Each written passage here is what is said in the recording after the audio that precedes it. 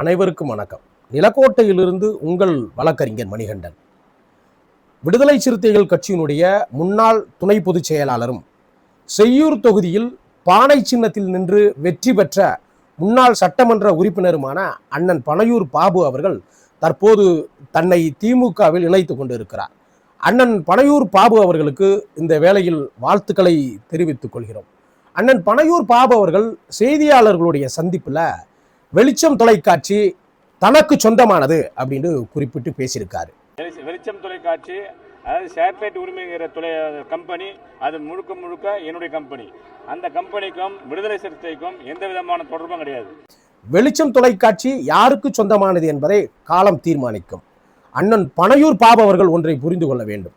தாங்கள் சாதாரண மனிதராக இருந்தபோது ஒட்டுமொத்த தமிழ்நாடும் திரும்பி பார்க்கும் அளவுக்கு மக்கள் மன்றங்களில் பேசுவதற்கு வெளிச்சம் கொடுத்தவர் தலைவர் திருமா அவர்கள் என்பதை மறந்துவிடக்கூடாது.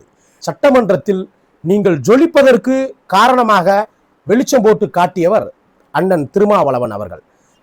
சாதாரண சட்டமன்ற உறுப்பினரான தங்களை தமிழக மக்கள் மத்தியில் வெளிச்சம் போட்டு காட்டியவர் தலைவர் எழுச்சி தமிழர் அவர்கள். விடுதலை சிறுத்தைகள் கட்சி பாபுக்களால் வளர்ந்த கட்சி கிடையாது, முடக்காத்தான் போன்றவர்களுடைய சாவுகளால் வளர்ந்த இயக்கம் என்பதை புரிந்து கொள்ள வேண்டும்.